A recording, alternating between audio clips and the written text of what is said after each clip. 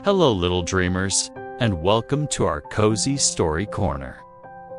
Snuggle up in your beds, close your eyes, and get ready for a magical adventure. Tonight, we're visiting a very special place, a place hidden deep in the forest where mushrooms grow as tall as houses, and everything is a brilliant shade of blue. Once upon a time, in a sunny little cottage at the edge of an enchanted forest, lived a kind and curious girl named Lily. Lily had hair the color of sunflowers and eyes as bright as the summer sky. She loved exploring more than anything. One warm afternoon, while chasing a butterfly with wings like stained glass, she wandered deeper into the woods than ever before. The trees grew thick and tall, their leaves whispering secrets to the wind.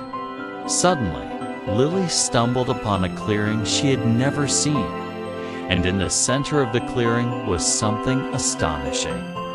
A village of mushroom houses with little round doors and tiny windows that glowed with a soft, warm light. She blinked, wondering if she was dreaming. Just then, a tiny door opened, and out popped a small blue creature wearing a white floppy hat and white trousers. He had a big nose and a kind smile. "Well, hello there," the little blue fellow said in a cheerful voice. "You're a bit tall for a Smurf." Lily giggled. "A Smurf? Is that what you are?" "Of course. I'm Papa Smurf," he said, his white beard bobbing as he spoke. "And this is Smurf Village. You must be lost, little one." Before Lily could answer, more little blue Smurfs began to appear from their mushroom homes. There was Brainy Smurf with his big round glasses, who immediately started asking Lily questions about the human world. Then came Hefty Smurf, flexing his little blue muscles, and Vanity Smurf, who was admiring his own reflection in a dewdrop on a leaf. And of course, the lovely Smurfette with her beautiful blonde hair, who greeted Lily with a sweet smile. Lily was delighted. She had read about the Smurfs in old storybooks, but she never imagined they were real. Papa Smurf, seeing the wonder in her eyes, invited her to stay for a while. "You're just in time for our annual stargazing festival," he announced. "We're going to collect moon daisies to light up the village square." Lily eagerly agreed to help. Smurfette gave her a tiny woven basket, and together with a group of cheerful Smurfs, they set off into the whispering woods. As they walked, they sang a happy tune. A la la la la la song that made Lily's heart feel light as a feather. They found the moon daisies in a hidden meadow. The flowers weren't ordinary daisies. Their petals shimmered with a soft, silvery light, just like the moon itself. Lily carefully helped the Smurfs pick the glowing flowers. She was so gentle that not a single petal was bruised.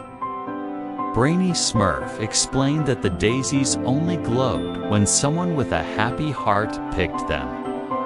"Your heart must be very, very happy, Lily," he declared. As the sun began to set, painting the sky in shades of orange and purple, they returned to the Smurf village. It was a beautiful sight. The Smurfs had strung tiny vines between the mushroom houses, and now they began to hang the glowing moon days from them.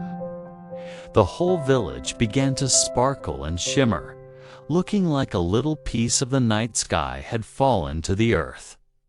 Suddenly, a grumpy voice echoed through the village. "What is all this silly sparkling?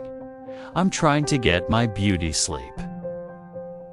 It was Grouchy Smurf, standing in his doorway with his arms crossed. Lily walked over to him, a glowing moon daisy in her hand. "I'm sorry we disturbed you," she said softly. "We're getting ready for the stargazing festival. Would you like a flower for your window?" Grouchy Smurf grumbled. "I hate festivals. I hate flowers, and I hate." He looked at the pretty, glowing flower and then at Lily's kind face. He hesitated. "Well, I guess I don't hate this flower so much." He took the daisy and, for just a second, a tiny smile appeared on his face before he quickly hid it and stomped back inside. Smurfette whispered to Lily, "That's the nicest he's been all week." Soon it was time for the festival to begin. All the Smurfs gathered in the village square. Chef Smurf brought out trays of delicious Smurfberry tarts and mugs of warm milk. The village was aglow with the light of 1,000 moon days. Lily sat on a soft patch of moss between Papa Smurf and Smurfette. Papa Smurf looked up at the sky, which was now a deep, velvety blue, filled with twinkling stars. "Look," he said, pointing with his finger. "There's the great Smurf constellation. And over there, the little Smurf dipper." He told Lily stories about the stars. Ancient tales of Smurf heroes who had been placed in the sky to watch over them. Lily listened, completely mesmerized. The air was filled with the sweet smell of Smurfberries and night-blooming jasmine. The gentle light of the moon daisies cast dancing shadows all around. She felt so peaceful, so safe. 'Twas the most magical night of her life. As the night grew later, a soft yawn escaped Lily's lips. Her eyelids felt heavy. Papa Smurf smiled kindly. "It seems the Sandman is calling for our new friend," he said to the other Smurfs. Smurfette took Lily's hand. "You can sleep in my mushroom house tonight, Lily. It's very cozy." Lily nodded sleepily. She followed Smurfette to her lovely mushroom home. Inside, everything was perfect.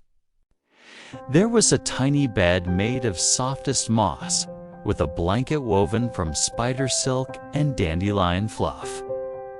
It looked incredibly comfortable. As Lily snuggled into the tiny bed, Smurfette hummed a gentle lullaby. The song was as soft and sweet as the starlight filtering through the window. Lily's thoughts began to drift.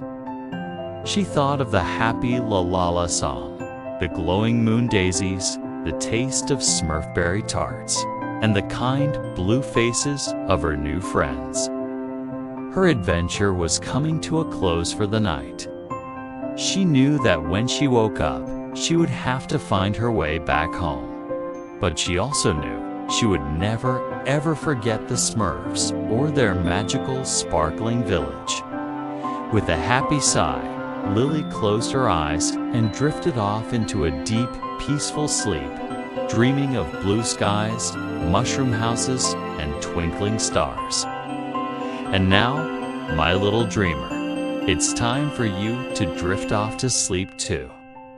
May your dreams be as magical and wonderful as Lily's night in the Smurf village. Sleep tight and have the sweetest of dreams. Good night.